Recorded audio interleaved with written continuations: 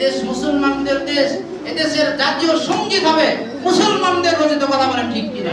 কোন হিন্দুর রচিত যে মুসলমানদের শত্রু, বাংলাদেশের শত্রু, যে বাংলাদেশের মুসলমানদের শত্রু ছিল, ঢাকা বিশ্ববিদ্যালয়ের শত্রু ছিল, বাংলাদেশের স্বাধীনতার শত্রু ছিল, তাদের তৈরি করা শিরিক ভরা কোন সঙ্গীত এদেশের মুসলমান মানতে পারে না। কথা বলেন ঠিক কিনা?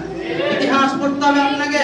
1905 সাল বঙ্গভঙ্গ যখন করা হয়েছিল, এদেশ ভাগ হয়ে যাবে, কলকাতা আলাদা থাকবে, আর এই ঢাকা, তারপরে আসাম, এগুলা নিয়ে আলাদা। ঢাকাকে রাজধানী করা হয়েছিল 1905 সালে বঙ্গভঙ্গ করে।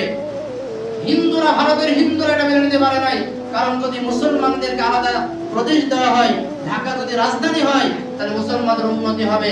ঢাকাতে বিশ্ববিদ্যালয় প্রতিষ্ঠা করার কথা হলো, তখন হিন্দুরা, ভারতের হিন্দুরা বিরোধিতা করেছিল। রবীন্দ্রনাথ ঠাকুর বলেছিল, মূর্খের দেশে আবার কিসের বিশ্ববিদ্যালয়।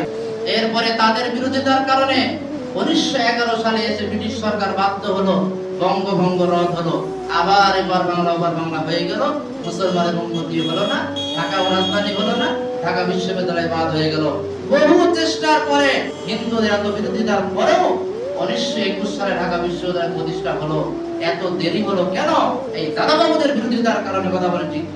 এরা বঙ্গ যেন ভঙ্গ না হয়, বঙ্গভঙ্গ যেন না হয়, এজন্য রবীন্দ্রনাথ গান লিখলো, আমার সোনার বাংলা আমি তোমায় ভালোবাসি। বলেন, রবীন্দ্রনাথ যতবার এই কথাগুলো বলেছে, গবেষকরা বলছেন, ততবার সে তার দুর্গাকে, দেবীকে উদ্দেশ্য করে বলেছে, ওমা তোমার আকাশ, তোমার বাতাস। আকাশ কার? আল্লাহ। বাতাস কার? জমিন কার? আল্লাহ। এগুলো কোনো মায়ের আকাশ না, দেব দেবীর আকাশ বাতাস না। আকাশ আল্লাহ, জমিনও আল্লাহ, আকাশ বাতাস আল্লাহ। কাজে যেই কবিতার মধ্যে শিরিক রয়েছে, এটা চেঞ্জ করে দেন। আমরা দাবি রাখবো মুসলমানদের জাতীয় সঙ্গীত এমন একটা নির্ধারণ করা হোক যেখানে শিরিক থাকবে না, বেদাত থাকবে না, দেশপ্রেমের কথা থাকবে, এমন একটা সঙ্গীত, জাতীয় সঙ্গীত হোক। আমরা চাই কিনা ভাই? আল্লাহ তৌফিক দিন। সকলে বলছে আল্লাহুম্মা আমিন।